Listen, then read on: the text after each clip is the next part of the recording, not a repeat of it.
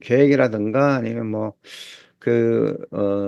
건폐율 용적률, 예, 그다음에 이제 건축물의 사용 용도 이런 것들은요, 일반적인 그런 어떤 내용들을 적시하지 마시고 그 부동산이 위치해 있는 자치단체의 조례를 확인하고, 예, 그 확인된 그 내용을 기재를 하시면 될 것 같습니다. 자, 그다음에 건축물도 마찬가지고요. 예, 건축물도 어, 이 건폐율, 전체 이제 건폐율인가 용적률, 예, 이런 것들, 그다음에 주차 현황 이런 것들은 건축물 대장을 통해서 여러분들이 기재를 하시면 좋을 것 같습니다. 자, 그런데 이제 여기서 건축물 같은 경우는 뭐 임대 면적, 전용 면적 뭐 이런 것까지도 구분을 해주시면 좋을 것 같죠. 네. 자, 이제 세 번째, 아까 제가 말씀을 드렸습니다. 환경 분석인데, 이거는 스킵을 해도 괜찮겠다라고 말씀을 드리는 겁니다. 네. 여기에 너무 많은 시간을 드릴 필요는 없다. 만약에 하게 된다 하더라도 짧게 소개를 해주시면 될 것 같아요. 예. 상권이라든가 개발이라든가 뭐 이런 것들, 그런 것들 위주로 짧게 설명을 하고요. 뭐, 그 시간이 없다 그러면 스킵을 해도 가능하고, 그냥 목적 부동산 안에 그 입지라든가 이런 것들 지도 기반으로 해서 입지를 이렇게 표시를 해주는 걸로 가름해도 상관은 없을 것 같다라고 말씀드립니다. 다시 한번 강조하지만 환경 분석에 너무 공을 들이지 말아 주십시오라고 하는 말씀을 당부드립니다.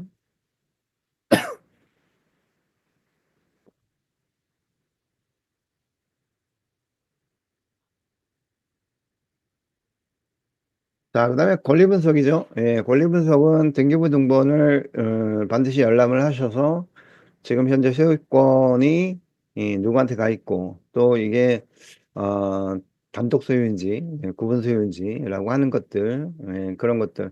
즉 다시 말해서 구분 소유 같은 경우는 지금 내가 PT를 하고 있는 거를 경청하고 있는 매도인이 구분 소유주와인지 아닌지라고 하는 것들, 또 그 사람 말고 또 다른 소유자가 있는지 없는지를 확인 하는 그런 어떤 시간이 되겠죠. 예. 자, 그다음에 이제 여기는 우리가 이제 소유권 외에 이제 근저당권이라든가 뭐 여러 가지 뭐 복잡한 것도 많이 있겠죠. 예. 뭐 전세권이 있다든지 또는 뭐 이런 게 있는데, 그런 것들은 간단하게 게시를 하면 될 것 같고요. 그 다음에 이제 그 임차권이라고 하는 게 여기 들어와 있는데요. 권리 분석에서 임차권, 뭐 어찌 보면 임차권이라고 하는 것은 등기가 됨으로써 발효가 되는 건 아니죠. 그렇지만 임차권이라고 하는 것은 그 건물에 세입자가 어, 사업자 등록을 내므로써 그 임차권이 형성이 됩니다. 그래서 이 임자권 안에는 보증금이라고 하는 부분이 있잖아요. 그래서 이 보증금이라고 하는 것은 어떤 표현에서 볼 때는 건물주 입장에서 볼 때는 잠재적 채무라고 볼 수가 있어요. 그리고 또 하나는 뭐냐면 저희가 거래를 할 때, 거래를 할 때 그 임차인이 다 차 있는 상태 또는 뭐 임차인이 있는 상태에서는 임차인의 보증금을 공제하고 잔금을 납부를 하게 되겠죠. 그렇기 때문에 여기서는 이 보증금 부분이라든가 월 임대료, 월 관리비 이것은요, 지금 현재 실행되고 있는 것을 표현을 하시면 됩니다. 만시를 기준으로 하는 게 아니에요, 여기에는. 그렇기 때문에 공실은 공실로 표시를 하시면 될 것 같습니다. 왜 그러냐면 이거 확인을 안 할 경우에 나중에 에, 당연히 만실일 것 같이 또 이 건물주들도 얘기하는 사람이 있어요. 그럴 경우에는 나중에 잔금을 치를 때 공실인데도 불구하고 보증금을 갖다가 있는 것 같이 이렇게 표현을 하게 되면 나중에 큰 낭패를 볼 수가 있기 때문에 여기서 지금 뭐 임차권 또는 뭐 임차 내역이라고 하죠. 현재 임대차 내역을 정확하게 여기서 표현을 해주시면 됩니다. 자, 그 다음에 이제 가치 분석을 하게 되는데요. 일단은 공시가격이라고 하는 것은 뭐 어렵지 않죠. 예. 공시지가라든가 또는 건물 기준시가는 국세청 홈페이지에 가서 한다고 제가 누차 말씀을 드렸습니다. 예, 그러면 이 공시가격이라고 하는 것은 여러 가지 의미가 있겠지만 어, 그래도 이제 거의 이 부동산 하면 세금이라고 하는 것과 이제 불가분의 그런 관계잖아요. 그렇기 때문에 이 세금을 낼 때 이 건물을 정부에서는 어떻게 평가를 하고 있는가라고 하는 부분, 예, 그 부분을 어, 표시하시면 될 것 같고요. 그다음에 이제 일반적인 가격이라고 하는 것은 어, 이제 상업용 부동산 같은 경우는 수익률에 의한 가격이 나올 수도 있죠. 네, 그것보다도 기본적으로 부동산이 가지고 있는 토지의 가격과 건물의 가격, 그러니까 토지의 가격이라고 하는 거는 거래사례나 또는 그 거래사를 통해서 공시지가 비례 가격을 추정하는 거죠. 그럼으로써 토지 가격을 산정할 수가 있겠고요. 건물 같은 경우는 원가법상 가액으로 산정을 하시면 됩니다. 네. 자, 그래서 그럴 경우에 이제 일반적으로 상업용 부동산이 아니다 하더라도 토지의 가격과 건물의 가격을 합한 가격이 얼마 정도 됩니다라고 하는 것을 여기서 표현을 하시면 될 것 같고요. 자, 그 다음에 이제 수익환원법상 가액이라고 이렇게 되어 있는데요. 이거는 상업용 부동산을 우리가 주로 하는 입장에서 이 그 권리 분석에서 임차권에 대해서 임대차 조건, 임대차 현황에 대해서 파악이 되잖아요.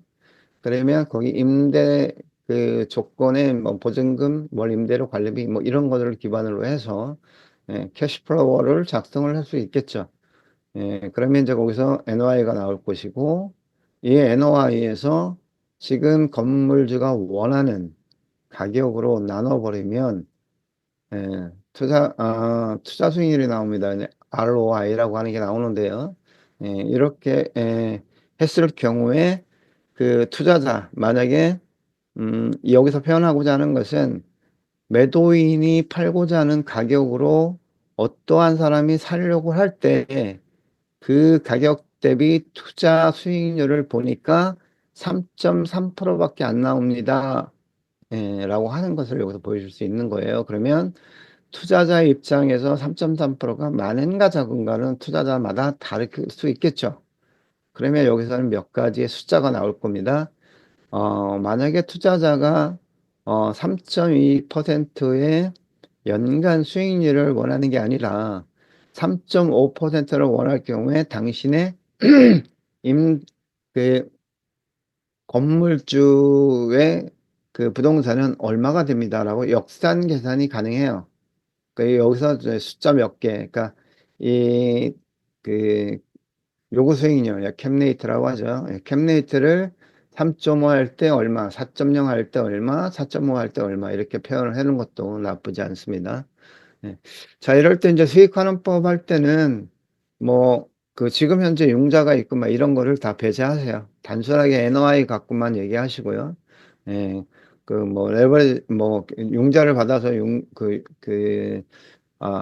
대출금을 어, 그 거래 금액에서 제외하고 이렇게 계산한다든가 뭐 이렇게 하시는데요. 거기까지는 가실 필요 없을 것 같아요. 예, 거기까지 간다는 것은 이제 ROE를 계산하겠다는 건데요. 그거는 뭐 흔히들 말하는 이제 캐시 온 캐시 레이트라고 하죠. 예, 그러니까 자기 자본 투자 대비 수익률을 얘기하는 건데요. 거기까지는 갈 필요는 없고 단순하게 그냥 NOI 상태에서 ROI가 얼마 정도 나오고 또 반대로 요거 수익률이 뭐 4%일 때는 얼마가 되고 3.7%는 얼마 되고 뭐 이렇게 한 세 가지의 캡레이트에 따르는 그런 가격을 제시를 해주면 좋을 것 같습니다. 자, 그다음에 이제 마지막으로 가격 제한을 하겠죠. 예, 그러면 이제 이 지금 위에 공시가격, 일반적인 가격, 수익환원법에 나온 가격, 그다음에 또 매도인이 원하는 가격, 이런 것들을 전부 다 비교를 해서 본 물건 같은 경우는 얼마에서 얼마 정도가 거래가 되는 게 좋을 것 같다. 또는 얼마 정도에서 마케팅을 하는 게 좋을 것 같다라고 하는 그런 숫자가 여기서 나올 수 있을 거라고 생각이 듭니다. 자, 다음에 이제 이 수학 분석이라고 하는 것을 해야 되는데 이게 왜 필요하냐면 아까 제가 이제 차별화 마케팅 뭐 이런 것들하고 이제 연관이 되어 있는 건데요. 이 스와트라고 하는 건 다 아시죠? 뭐 강점, 기회, 뭐 약점, 위기 이런 것들을 쭉 나열을 해 놓고 여기서 이제 그렇기 때문에 지금 시장 환경이 이렇게 안 좋고 또는 이 부동산이 가지고 있는 약점이 이렇고 강점이 이렇고 하기 때문에 우리는 최종적으로 의견 제시를 하는 거죠. 그렇기 때문에 적정 시장 가격이 이 정도 되는 게 더 바람직하다. 그다음에 지금 현재의 부동산 시장 환경이 이렇기 때문에 뭐 거래가 빨리 될 수 있을 것 같기도 하다. 아니면 좀 더 시간이 걸릴 것 같다.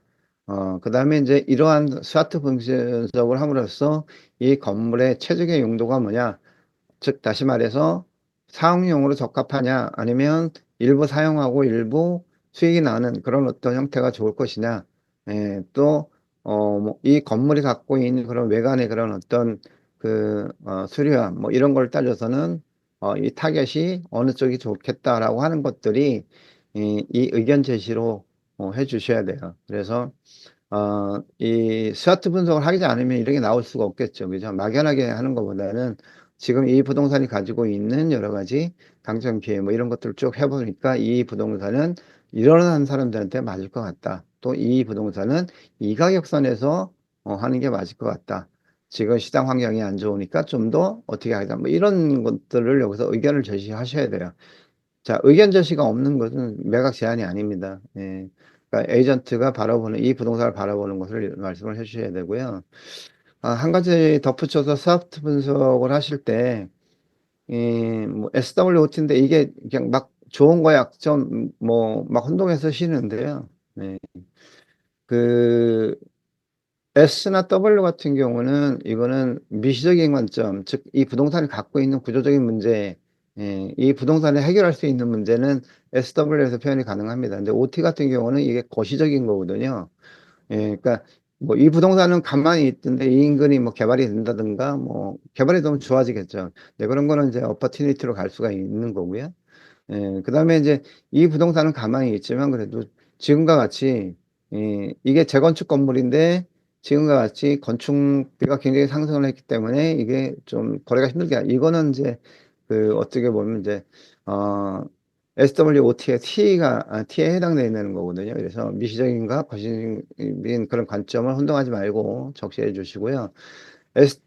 SWOT가 분석이 나오면 전략이 나오겠죠. 이 전략을 토대로 해서 의견이 제시가 되면 될 것 같습니다. 자, 그다음에 이제 마케팅 방향 가장 중요한 거예요. 가장 중요한 건데 이 마케팅에서 차별화가 되지 않으면 매도인은 우리한테 전속을 줄 이유가 하나도 없어요. 자, 그러면 이제 일단은 마케팅을 하게 되면 데이터베이스가 있어야 되지 않겠습니까? 즉 타겟을 설정할 수 있는 기본적인 어 데이터가 있어야 되는데 그 데이터가 우리는 이러이러한 것이 있다라고 하는 거를 전제에 두고요. 그다음에 이제 협업 마케팅을 한다. 전속이라고 하는 그런 어떤 단어 속에는 굉장히 좀 안 좋은 그런 부정적인 그런 어떤 요소도 있지 없지 않아 있습니다. 이거는 뭐냐면 뭐 "왜 너만 하려고 해? 많은 사람이 같이 팔면 좋은 거 아니야?" 이렇게 생각을 하시는 분들이 많기 때문에 먼저 여기서 선제적으로 이야기를 하셔야 돼요. "저희한테 전적을 준다 하더라도 우리는 다른 부동산하고 계속해서 협업을 통해서 빠르게 할 수 있다." 즉 다시 말해서 건물주가 5 군데에 내놓을 수 있다면 우리는 전속을 주게 되면 뭐 100 군데 200 군데에도 우리가 컨트롤하면서 물건을 어 중개를 하기 때문에 더 빠를 수밖에 없지 않겠느냐라고 하는 그런 거 하고요. 그다음에 우리 리맥스 코리아 소속 에이전트들 400명 정도가 당신의 물건에 관심을 가지고 중개에 임하고 있습니다. 이런 것 자체도 뭐 차별화 마케팅이 되겠죠. 예. 그리고 또 인제 우리가 뭐 며칠 있다 가 하는 온라인 부동산 투자 박람회, 이런 것들은 사실 굉장히 큰 의미를 가지고 있어요. 왜냐하면 전 세계에서 우리밖에 못하는 거거든요. 예. 회사의 규모가 아무리 크다 하더라도 온라인을 통해서 부동산 투자 박람회를 한다는 건 쉽지가 않습니다. 그리고 또 우리 뉴스레터가 굉장히 좀 큰 역할을 합니다. 이 특히나 이 전속 제한할 때 보면 규모가 있는 부동산이건 없는 부동산이건 그 매도인은 어 내가 지금 만나고 나한테 이러한 PT를 하는 그런 에이전트는 대한민국 최고의 에이전트이기를 바랄 수밖에 없죠. 즉 다시 말해서 대한민국 최고의 에이전트와 그다음에 그렇게 그 사람이 속해져 있는 집단, 집단의 그런 어떤 안정성, 인지도, 예, 이런 것들을 볼 수밖에 없어요. 자, 그렇기 때문에 여러분들께서 전속 제한할 때 뉴스레터, 이 매거진 같은 경우는, 예, 우리가 그 지금 어, 오프라인에서도 이제 발간이 되고 있죠, 그죠? 예, 그러한 것들을 그네들한테 전달해 주면서 우리 이 리맥시는 이러한 그런 어떤 그 매거진이라든가 아니면 뭐 기타 이제 인쇄물로 되어 있는 것들도 만들어내는 그런 기업입니다라고 하면서 신뢰성을 얻는 거죠. 예. 자, 그다음에 이제 일반적인 마케팅은 예, 그 남들이 하는 것들을 우리가 안 합니다. 이렇게 얘기할 수는 없죠. 예. 자, 여기서 투자 세미나를 우리가 할 수도 있고 또 우리가 뭐 그 어떤 이메일을 발송하는데 뭐 그 뉴스레터뿐만이 아니라 예, 우리가 가지고 있는 이메일을 통해서 예, 지속적으로 마케팅을 하고 할 수 있다라고 하는 것들. 자, 그러면서 이제 마케팅 방안에 대해서는 어, 이제 다시 한번 이 물건에 대해서 어, 주된 고객이 될 대상이 누구이며 우리는 어떻게 마케팅을 하겠다. 즉 타겟 마케팅의 범위를 에이전트 분이 여기서 제안을 해 주셔야 돼요. 그러니까 이거는 이제 스와트 분석을 통해서 의견 제시가 됐던 부분과 연계되어 있는 건데요. 이 부동산의 최효율적 가치는 예, 뭐 사용 용도가 좋다, 뭐 투자 용도가 좋다, 아니면 재건축이 좋다, 아니면 리모델링이 좋다. 자, 리모델링이 좋다 그러면 이거를 우리가 어디다 마케팅할 것이냐, 뭐 건설회사, 아니면 리노베이션 하는 회사, 뭐 이런 쪽, 예, 그런 쪽에 우리가 주로 타겟팅을 해서 마케팅을 하겠다라고 하는 것들이 나와야 된다는 얘기입니다. 예, 그냥 쭉쭉쭉 이렇게 나열하고 이렇게 할게요라고 하는 거는 예, 이 사람들이 내가 제일 궁금한 게 어떻게 팔 건데라고 하는 거잖아요. 예, 마찬가지로 매도인은 이거 누구한테 팔 건데라고 하는 것이 굉장히 중요합니다. 예, 자, 그런 것을 정확히 예, 도출해내는 게 에이전트의 역량 중에 하나라고 보시면 됩니다. 자, 그다음에 이제 전속 제한에 대해서는 간단하게 여태까지 설명했던 것이 전속이 왜 필요한가라고 하는 거를 짤막하게만 넘어가시면 돼요. 예, 앞단에서 많이 이야기를 했기 때문에 당신이 가질 수 있는 장점은 예, 시간과 비용이 절약된다. 뭐 정기적인 진행 상황을 보고 봤기 때문에 예, 시간 낭비를 할 필요가 없다라고 하는 거죠. 예, 그다음에 이 중개라고 하는 것은 예, 매매 계약, 중개 계약을 체결할 수 있는 예, 확률 높이는 게임을 하고 있는 어, 어, 그 중개 시장이다라고 하는 거를 덧붙여서 말씀을 해주시면 될 것 같고요. 그 다음에 이제 매수인의 장점이라는 거는 뭐 구태여 왜 여기다가 얘기하냐라고 하지만, 이런 식으로 얘기를 해주시면 좋아요. 지금 현재 그 매수인들도, 잠재 고객들도 정확한 정보를 얻기 위해서 저희한테 전속 물건 위주로 물건을 소개해 주세요라고 하는 요청들이 많이 들어옵니다. 예. 자, 이거는 왜 그러냐면 매수인들도 사실 정확한 정보 권리 분석이 되어 있는 물건들을 선호한다라고 하는 예, 그런 쪽에서 말씀을 하시면 될 것 같고요. 당연히 에이전트 입장에서의 장점은 예, 다양하게 마케팅을 할 수 있죠. 권한을 확보하고 그러면 책임 증계를 할 수 있다라고 하는 건 예, 그런 것들을 전속 제한을 하는 이유에 대해서 설명을 하시면 될 것 같고 협의 내용이라고 하는 것은 이제 매매 가격 여기는 이제 마케팅가라고 하는 표현을 좀 많이 쓰십시오라고 했습니다. 매도인이 요청한 가격은 마케팅 가격. 이 얘기가 뭐죠? 마케팅 가격이라고 하는 것은 매도인이 요청한 가격으로 시작을 하겠다는 거예요. 그러면 계약은 어디서 이루어질까요? 매도인이 요청한 가격 아래에서 계약이 이루어지겠죠. 예, 전속 기간은 뭐 6개월. 예. 자, 수수료는 예. 뭐 일반 법정 수수료 그러니까 법정으로 받는 거는 중개 보수라고 제가 말씀드렸죠. 이거는 서비스를 어 용역을 제공한 대가로 받는 수수료다 하기 때문에 0.9에 얽매일 필요는 없으실 것 같고, 어, 또 어찌 보면 이제 그 건물주 입장에서 볼 때는 에이전트가 욕심을 부리는 게 아닌가라고 이제 혼돈할 수 있는데요. 그때는 설명을 하세요. 예, 제가 만약에 2%를 받으면 1% 정도는 우리가 코옥에서 발생하는 그런 어떤 상대 부동산 또는 상대 에이전트한테 일정 부분 쉐어를 해줘야 되는, 그렇게 함으로써 빨리 계약이 될 수 있도록 우리가 유도를 하겠다라고 하는 부분을 설명을 하시면 될 것 같습니다. 자, 그다음에 이제 마지막으로 이제 정기보고는 전속 중개 계약이 체결이 되면 월 2회 대면 또는 이메일로 보고를 드리고, 이 상황에 따라서 자주 이제 미팅을 갖는 거죠. 그 다음에, 변경되는 상황이라든가 아니면, 그 시장의 흐름이라든가 이런 것들을 지속적으로 커뮤니티 하겠다, 하면 될 것 같고, 마지막으로 이제 그 타임테이블, 지금부터 6개월 동안 어떻게 일정을, 정리하고 진행하겠다라고 하는 부분인데요. 이거는 뭐 거의 정해져 있는 거를 그냥 타임테이블은 어렵게 생각하지 마시고요. 예. 기존에 이제 많이 있을 겁니다. 그거 그냥 그대로 사용하시면 될 것 같습니다. 자, 이제 마지막으로 그러면 에이전트 분께서 이 전속 제안을 할 때 그 어떤 자세에 대해서 설명을 할 건데요. 전속 중개라고 하는 것은 에이전트가 사정해서 받는 게 아니에요. 사정해서 받는 게 아니라 당당하게 요청하고 그래도 됩니다. 왜냐하면 그 사람은 팔리지 않는 물건을 우리가 대신 팔아주는 거잖아요. 그렇기 때문에 그 사람의 상당 부분 고민스럽게 생각하는 것을 해결해 주는 거예요. 그렇기 때문에 해결을 해주는 사람이 뭐, 뭐 아쉬울 게 없죠. 당당하게 요구하시면 될 것 같고요. 그 다음에 전속 중개를 할 때, 이게 되겠어라고 자꾸 의심을 품으면, 되질 않아요. 의심을 품는다는 것은 자기가 이 전속 제안서를 작성할 때 준비가 미흡했기 때문에 그래요. 예.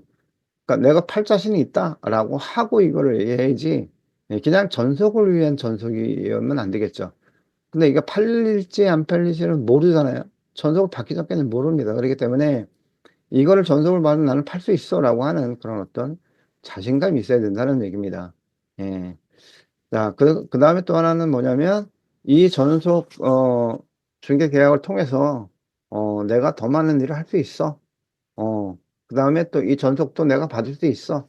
라고 하는, 그런 어떤, 마음가짐이 좀 필요하고요. 전속 제안을 했는데 상대방이, 예, 그, 응하지 않을 경우도 있겠죠. 그래도 에이전트 분들께서는 손해볼 게 없는 거예요. 왜냐하면 이게 우리의 일이기 때문에 그래요. 예. 우리가 안 해도 되는 걸 하는 게 아니라요. 우리는 항상 이 일을 하면서, 어, 중개 업무를 진행해 나가야 되는 그런 사람들이라고 말씀을 드렸죠. 자, 그렇기 때문에 저희가 어느 시간인가 항상 고객은 에이전트가 제안하는 것에 대해서 항상 노라고 하는 것을 당연시하게 받아들여라 이런 얘기를 한 적이 있어요. 그렇기 때문에 음, 이 전속 제안을 했는데 상대가 응하지 않다 하더라도 에이전트 입장에서 볼 때는 손해볼 게 없다. 즉 반면에 많은 스킬을 여기서 또 느낄 수가 있겠죠. 자, 아무튼 오늘 그 맥스트레이는 이 전속 제안할 때 필요한 팁에 대해서 말씀을 드렸고요. 예. 이제 날씨가 점점 더진다고 합니다. 오늘은 한 45분 정도 진행을 했는데요. 좋은 하루 되시고요. 다음 시간에 또 뵙도록 하겠습니다. 수고하셨습니다.